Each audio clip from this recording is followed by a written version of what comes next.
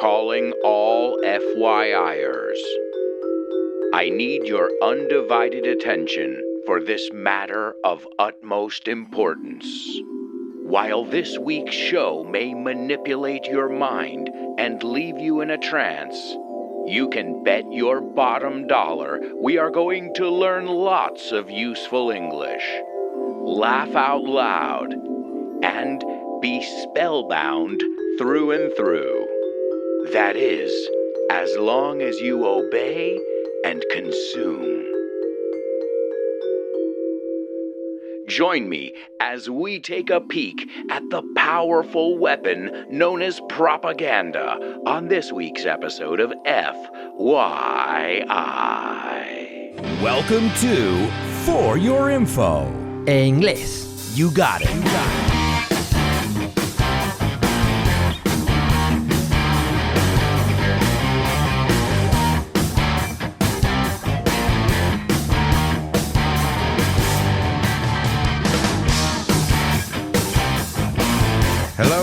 Hello, and welcome to another edition of FYI. I should say another exciting edition of FYI. And today we're going to take a peek at propaganda. To take a peek es echar un vistazo. As always, we're going to kick off taking a look at our intro, which is chock full of million-dollar words. I think you say palabrones. These are those words that when you use them, you sound more eloquent. And even native speakers are guilty of that. I'm telling you, you can get in the habit of using the same 5 adjectives. Nice, cool, awesome, nice, cool, awesome, and repeat. But I insist, adjectives are the key to saying exactly what you want to say. After all, they are the words that describe everything. I know, I'm a language nerd. I'm in love with words, but I know that's something we all share in common, our love of languages. And our curiosity, the fact that we're always hungry for more. Well, this week's topic is quite interesting, so let's take a look at our intro. I said calling all FYIers. Oh, and by the way, a special shout out to our FYIers in Ireland and Argentina. It's unbelievable, but we keep charting in those countries. So thank you for listening, for spreading the word, and make sure, of course, you rate the show. Give it 5 stars and leave a comment. I started out by saying I need your undivided attention. Oh man, if I can remember how many times I heard that at the beginning of an assembly in school, maybe the principal said it or one of your teachers, please, I need your undivided attention for this matter of utmost importance. That means it's really important. But that's a great word. There's an example of one of those words, utmost, maxima. Then I said, while this week's show may manipulate your mind and leave you in a trance, so I think that's pretty self-explanatory, but to leave you in a trance, another way to say that is to hypnotize you.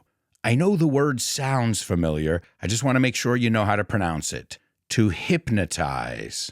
Then I said you can bet your bottom dollar, and that means you can rest assured that we are going to learn lots of useful English. As always, laugh out loud, as always, and be spellbound. And a spell is something that is cast on you. There's a very famous song, I put a spell on you. I think in Spanish the translation would be te hechicé. So I hope you are spellbound today. I hope you are spellbound through and through, utterly, completely, thoroughly, de la cabeza a los pies, hasta la médula, you say. And then the next line is for our movie buffs.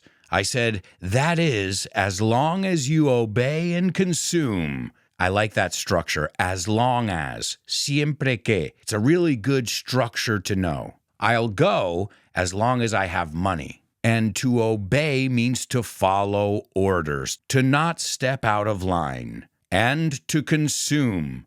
Did anybody know the movie it came from? It came from John Carpenter's classic horror film, They Live. and he's walking around the streets, and he starts to see obey, consume, and all this propaganda in front of his face. It's a classic scene from a cult movie. And in the bonus part, we'll take a look at this topic in movies, even in literature. Orwell comes to mind. So we'll take a look at the pop culture aspect as well. Plus, we'll take a look at examples of propaganda in history, and we'll look at the father of propaganda, Edward Bernays. He was the guy who made bacon and eggs popular, and he also made it cool for women to smoke. He made them feel liberated, but we'll talk about that in the bonus part, where we'll also take a look at many different expressions. We'll also play a game to see how well you know some of your favorite catchy slogans. All that and much more in the bonus episode. Remember, you can have access to a bonus episode every week. All you have to do is join my curious community over on Patreon. You can go to patreon.com/Alberto Alonso. You can also find the links in the show notes. But if you are a curious cat, if you are an English explorer, then this is the place for you. You can also get PDF documents with all the vocabulary so you can study along. And most importantly, you can have class with me. So if you like the way I teach here on the show, well, just imagine being in class with me.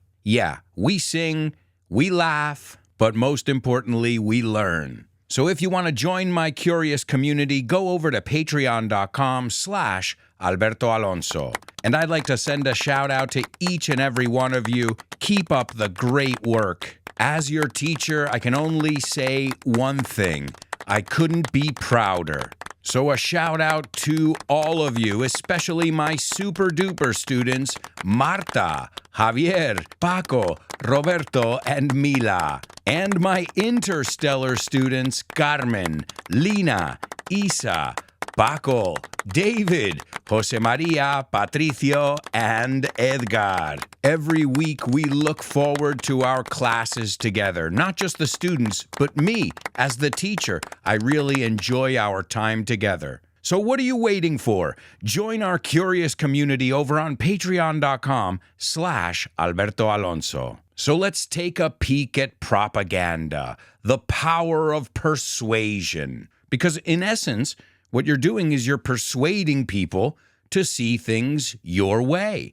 And we'll take a look at all the different techniques and kinds a little bit later. But first, let's define it. According to Wikipedia, propaganda is communication that is primarily used to influence or persuade, there's that word I said, to influence or persuade an audience to further an agenda, which may not be objective and may be selectively presenting facts to encourage a particular synthesis or perception. So I think that's pretty self-explanatory. I guess the word encourage, alentar, the rest of the words are pretty easy. Agenda, synthesis, perception. It goes on to say, or using loaded language to produce an emotional rather than a rational response to the information that is being presented. And loaded language are words such as freedom,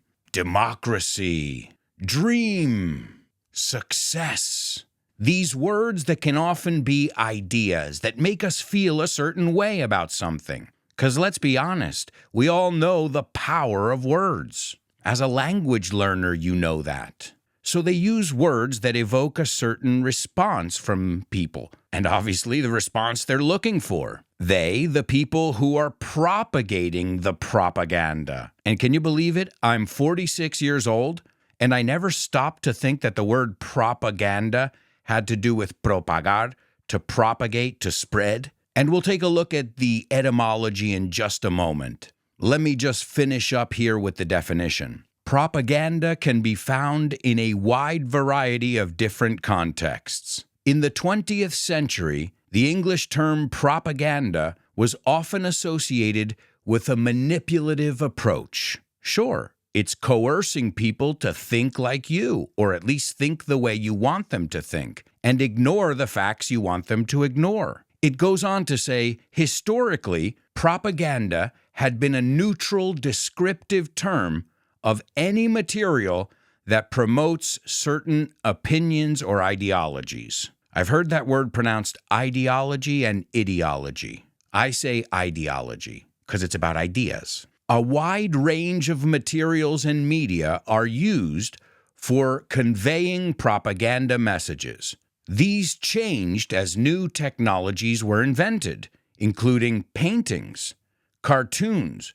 I mean, think about the paintings. The king would hire a painter, and he would make sure that that painter made him look favorable, made him look good, even if the king was a fat slob. Cartoons, which we're going to take a look at in just a moment. Posters, pamphlets, films, radio shows, TV shows, and websites. And more recently, in the digital age, there are many new ways of disseminating propaganda. People use bots and algorithms. I'm sorry, I can't help it, but every time I hear the word algorithm, I think, it's the algorithm of the night, oh night, okay. Sorry, you know I can't go an episode without singing. And we'll talk a little bit about that too, the new technology with memes and fake news, misinformation, and all that jazz. Because let's be honest, this is a hot topic. It's never been so pertinent.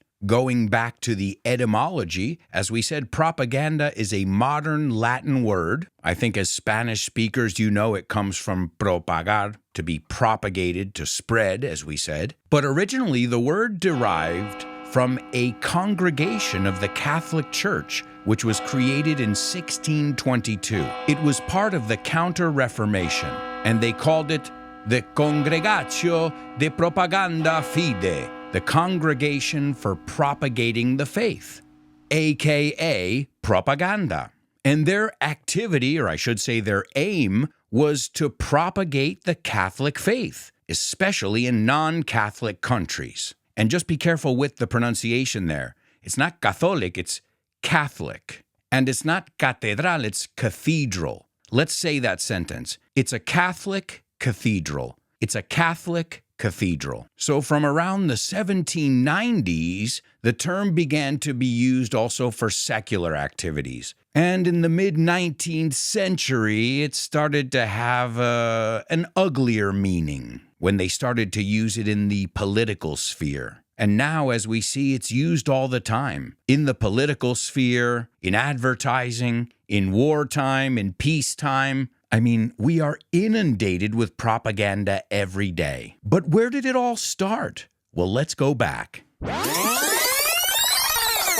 Primitive forms of propaganda have been a human activity as far back as reliable recorded evidence exists. For example, the rise of Darius I to the Persian throne. Well, the story behind that is viewed by most historians as an early example of propaganda. Another striking example is the Roman Civil Wars, or the Roman Empire in general. And by the way, if you haven't listened to the episode on the Roman Empire, give it a listen.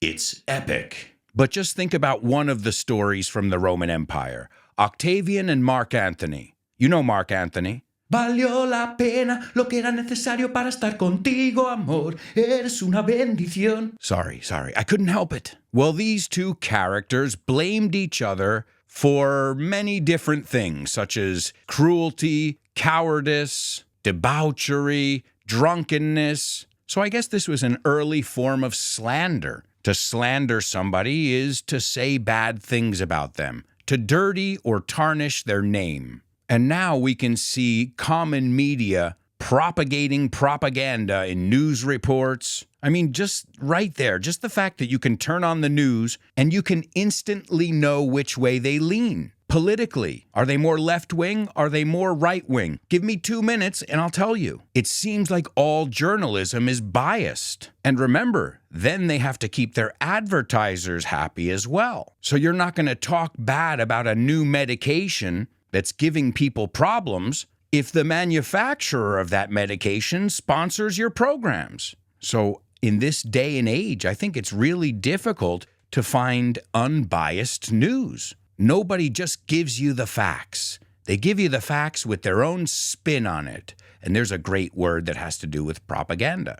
Their own take, their own spin. But also you'll see propaganda even in books and leaflets. We already said movies, radio, TV, and those cool posters. I must say I love those old school propaganda posters. But I don't like what they did. I don't like indoctrination. I don't like when you mislead people. But back in, I don't remember which war it was, they were actually dropping leaflets, pamphlets out of planes, and that was a way to get the enemy to think the way we wanted them to think.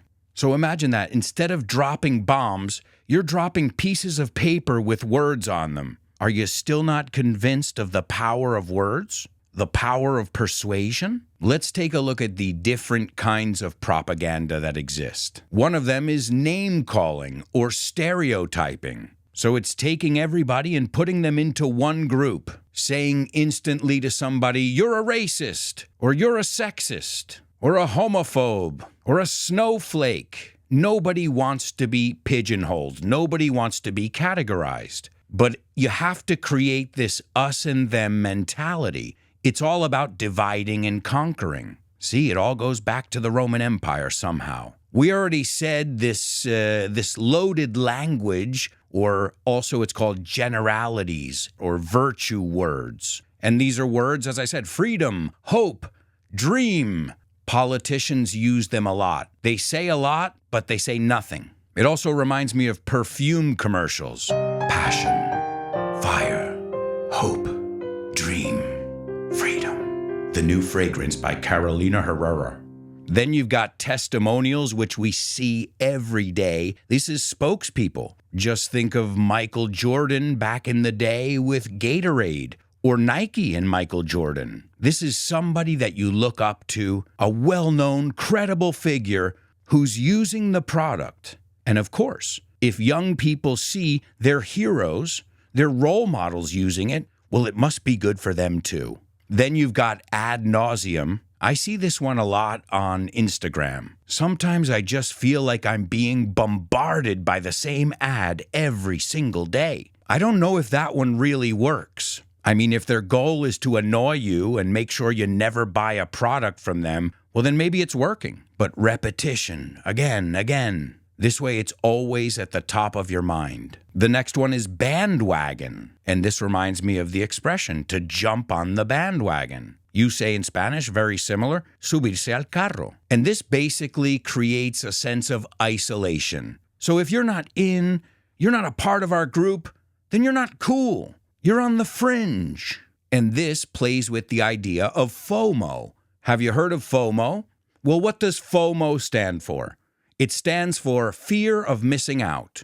People don't want to feel like they're missing out. How many times have you heard that in advertising? No seas el último. No te quedas sin ello. While supplies last. So you want to fit in. You want to be part of the group. So you jump on the bandwagon. Another kind is plain folks. This is like everyman, the common man. And what they do is this way they try and show you, we're just like you. We're regular people. It reminds me of the McDonald's commercial where you see a guy waking up on a farm and, taking care of the potatoes and the chickens. And I'm not saying that McDonald's doesn't do that, but they're trying to show you we're just an old-fashioned good brand. Good old mom and pop. We do things the way your grandparents did it.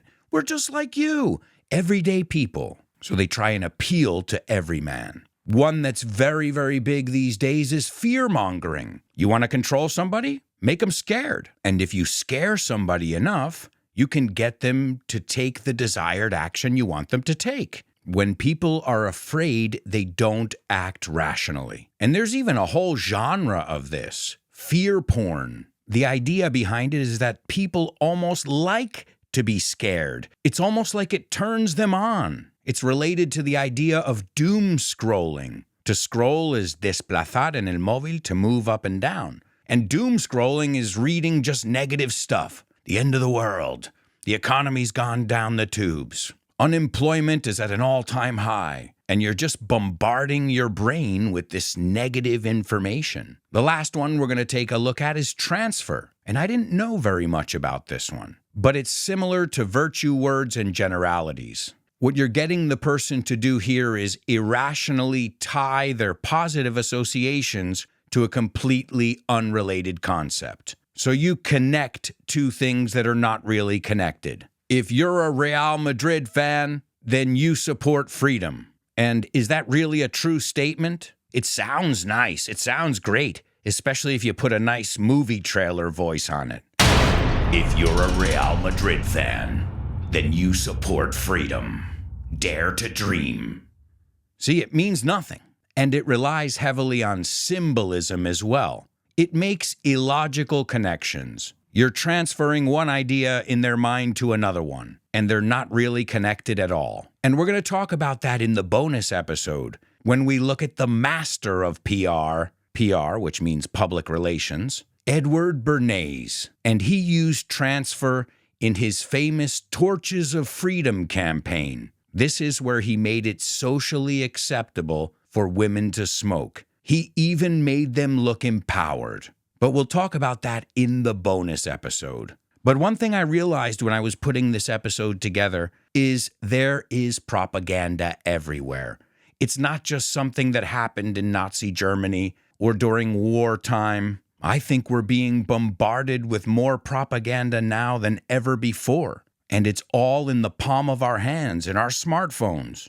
Something that really blew my mind is with my daughter recently, we started watching some of the old Warner Brothers cartoons. The same cartoons that I remembered in my head to be totally harmless, free of propaganda or indoctrination. Well, I was sorely mistaken. And remember, the key here is this stuff is marketed at kids. Their target audience is kids, cartoons. And in this cartoon, which I'm going to play for you as we say goodbye here, it's called A Hitch in Time. It came out in 1955, and it's a classic Looney Tunes cartoon. And it is literally an ad for the Air Force. And you see planes and missiles. They're playing the American music with the bandstand and the waving flags. And I can't believe I didn't realize it as a child. But now when I see it, I think, oh my God, they were trying to recruit us to the Air Force from a young age. And this Looney Tunes cartoon is about John McRogers. He's a guy who dreams about his future after he has just spent 4 years in the U.S. Air Force. And he's got an angel and a devil, so to speak, on each shoulder. And one of those is Grogan. And Grogan is trying to convince him to stay in the Air Force, to re-enlist. And the other character is on his other shoulder, and he's trying to tell him all the advantages he would have if he returned to civilian life. I don't think I have to tell you who won the debate. John McRogers re-enlists. So the cartoon literally tells kids, young kids, go to the Air Force. And then, when your tour of duty is up, re-enlist and go for another 4 years. I don't know. I feel like, again, these are directed at kids. They're aimed at kids. And it absolutely blew my mind. And I guess that's the interesting part. I was being propagandized as a child and I didn't even realize it. But I guess that's how it works. You're not supposed to realize it. But we're learning a little bit about it here on FYI. Let's listen to this Looney Tunes cartoon from 1955. If you want to watch it, it's called A Hitch in Time. Patrons, I'll share it with you on Patreon.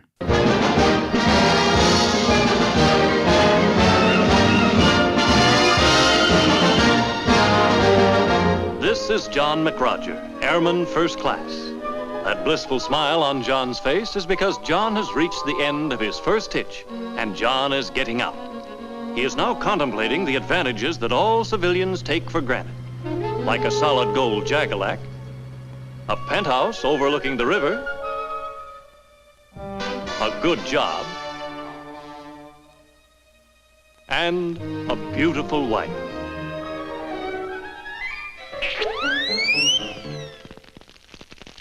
And tuppence to send home to me wife, poor wife. No cares have I to grieve me, no pretty little coil to deceive me. Uh-oh, Happy here as it a comes. unbeliever The message. as we go rolling Hi, Mac. Rollin' home. Name is Grogan. Technical gremlin. First class. Yeah, I know, and you're here to show me why I should re-enlist. About all the multitudinous advantages accruing to the re-enlistee. Look, Buster, I don't know what all the trick sarcasm is about, but I'm getting out of this man's Air Force. Capital O, capital U, capital T. Out! Hey, you getting out too? Wait, that's different. Let's pick up our discharge papers together, buddy. Are you kidding? Why, the minute they start talking to you, you'll go all soft and sign up again. But Shut up! Sit down! honest, I've been dreaming about getting out ever since I got in. All these guys are the same. Pushovers. Wild blue yonder pushovers. Now then, the first thing they're gonna try to do, they're gonna try to tell you how much better off you'll be staying in the Air Force. Okay, just for the record, let's take a look. That's you, and that's your re-enlistment paycheck. Airman First Class, 4 years service, $137.59 a month. And this is what the average veteran of your age is earning in civilian life. $253.47. That's $115.88 more than you make, Mac. Why, that's an outrage. That's... Of course, to be perfectly fair, the civilian does have to make certain minor deductions from his paycheck that you don't. Like food, lodging, clothes, higher income taxes, medical and dental bills, and life insurance. Minor deductions like that there. Well, it's only $197 a month. Only. Another thing I forgot to mention was that an airman can increase the size of his check by seniority, advancement in rank, allowances, overseas duty, and flying duty, and as much as 6 times your monthly base pay for your first re-enlistment. But the civilian still makes more money! Sure, and anyway, the money isn't the important thing, is it, Grogan? It's the job that counts. Brother, you are so right there. And folks, that brings us to the end of this episode. I sure hope you'll join us in this week's bonus episode of FYI.